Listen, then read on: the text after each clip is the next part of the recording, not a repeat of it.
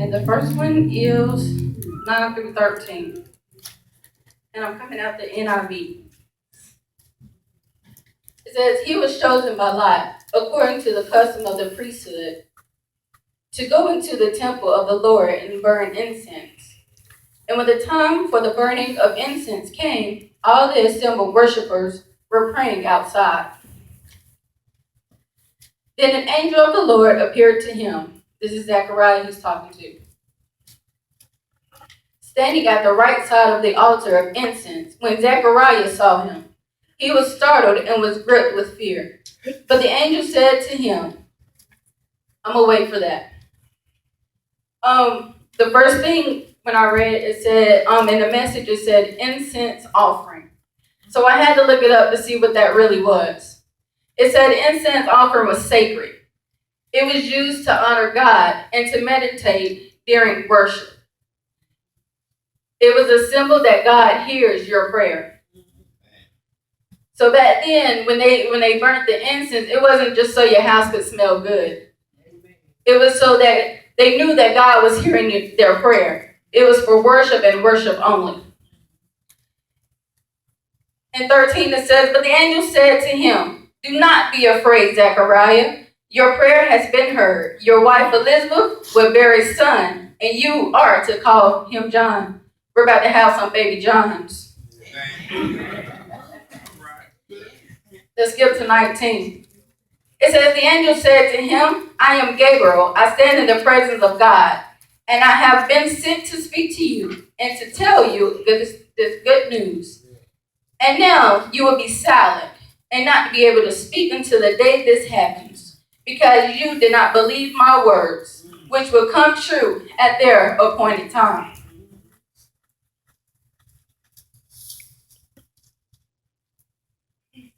It says, after this, his wife Elizabeth became pregnant, and for 5 months remained in seclusion. The Lord has done this for me, she said. In these days he has shown his favor and taken away my disgrace among the people. Amen. Amen. And in the Message version, it says he was paralyzed with fear. That's what the devil does to us sometimes. He makes us fear things. When God has just told us we was going to get blessed, Satan says something and we become fearful. That's right. But see, I thought in 2 Timothy 1 and 7, it said God did not give us the spirit of fear. There you go. So, but doesn't it make more sense to fear God and doubt the devil? Yeah. Now, the devil cannot control my mind. He cannot tell me what I'm going to think. He cannot tell me what I'm going to do. Yeah. Now, the only thing, he can't do anything I don't give him the control to do. Yeah. Now, God heard Zechariah's prayer that he wanted to bear a child, or he wanted Elizabeth to bear a child. Amen? Amen.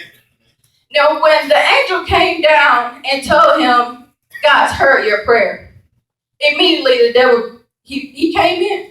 He said, no, this ain't going to happen. Don't believe it. Why? Because I'm going to do it. I'm going to show you that you can't do it. You're too old for this. That's right. You're too old. You can't have a kid. Yeah. Elizabeth can't have a kid. What? But if you read it, it said, in these days, he has shown his favor and taken away my disgrace among the people. God can turn your bad reputation into something good. My God. I said, God can turn your bad reputation into something good. He can make your doubters the believers. Amen. Now, you've been promised something. You've been promised something. And let me tell you my topic. I'm sorry. It says the word John the Baptist foretold. And the subtopic is favor ain't fair, but it sure feels fabulous. Now Elizabeth and Zechariah was not supposed to have a kid. But because God showed his favor on them, they have a kid named John. I'm sorry, I'm not supposed to go that far. But God said, it's time for your blessings to come. Sometimes you have to go in a quiet area. She had to be in seclusion. You have have to go in a quiet area, even for maybe some days or some weeks, just so that the devil cannot get to your mind. Just so these enemies that's trying to attack you cannot attack you. Just so that you can get that blessing and that promise that God has promised you. But you're so frightful, you're so scared that it's hard for God to bless you. But let me tell you something. Satan does not have the authority to stop your blessing. But we have to remember that he does not have the authority to stop your blessing. When God says he's going to do something, he's going to do it without a shadow of a doubt. Just know that favor ain't fair, but it sure feels fabulous.